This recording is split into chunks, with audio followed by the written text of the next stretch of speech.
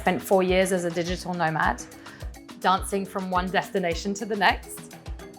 Because of COVID, I needed to set some roots and establish myself somewhere. I literally was between 3 destinations and was just Lisbon. You can get to a beach for €5. You can visit a winery for 15.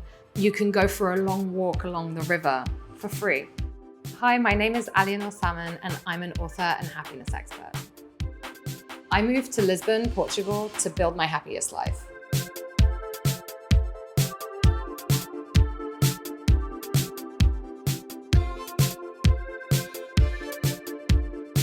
There are so many beautiful cities in Europe. Why Lisbon? For me, Lisbon just has so much charm. There's a beautiful sense of calm where I'm able to do things in my own time, where people are very gentle. I feel literally like someone hit me with a tranquilizer dart. So in my old life, I was working at UNESCO, which is the United Nations agency in charge of education, culture, and sciences. I was looking at education policy and reform in terms of peace and happiness and well-being in schools. I had a really wonderful life, a great group of friends, and a really beautiful apartment. Somehow, something was missing. The more that I was researching happiness in my work, the more that I realized that I wasn't completely happy. I was struggling with the first signs of burnout.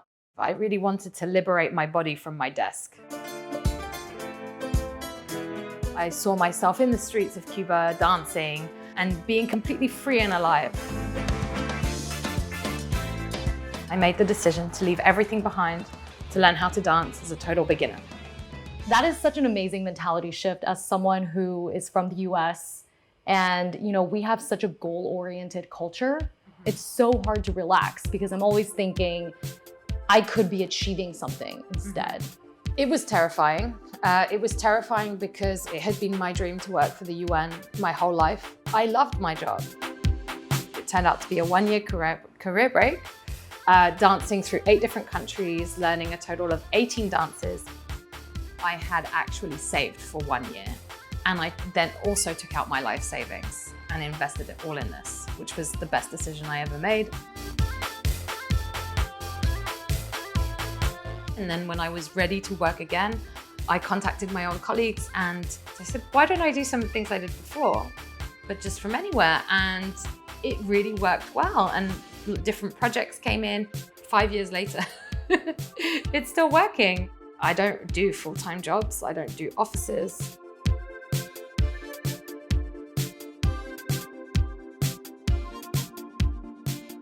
So I recently published a book about my journey called Finding Rhythm, an international dance journey. People tell me that they quit their jobs after reading my book. I also offer coaching programs where I take people through kind of 7 steps to happiness that I have identified based on my research. How can you design a life that is more life-centric, more than work-centric? I think that we should have non-negotiables based on our happiness. So for instance, if having a daily walk, very simple example, is what makes you happy, that is non-negotiable. Your work will wait. So this is your new home and you're a regular now on this street. Yeah, absolutely. I have my favorite flower shop, my favorite bookshop, and one of my favorite cafes, a Brasileira. I love to come here for a coffee and a pastel. I could go back to London and give myself an average income that's higher, maybe double. But for what? To live with roommates until I'm 45? You could earn half the amount and live somewhere more comfortable.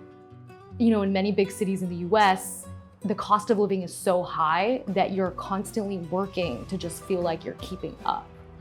And that's not something you have to do here. It sounds like Lisbon is a place where you personally can afford to put your happiness first. My apartment is €1,100 per month, which by Lisbon standards would be considered quite high. But then for the neighborhood and for the quality of the apartment, I got a really good deal, I think. And then I leave myself more or less 1,000 for kind of daily living, 2 or 3 meals out per week, which average around €30. And here you can probably have 3-course meal, a couple of glasses of wine. I occasionally get Ubers. Ubers are very affordable here. I mean, a short trip could be just €2.50. If I have anything left, I would usually have a happy fund.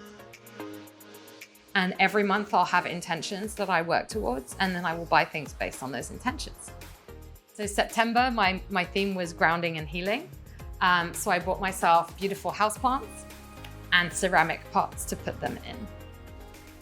I have plenty of free time to do the things that I love while also being able to live very comfortably.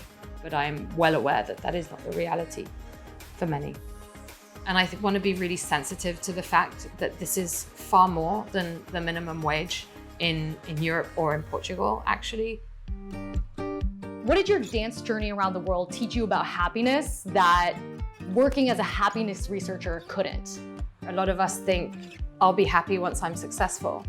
But actually, happiness is found in small daily choices. Being happy is the most successful life that we can aim for. We're not going to look back on our life thinking about that time we got promoted. We're going to look back at our life at the moments where we were truly and fully alive.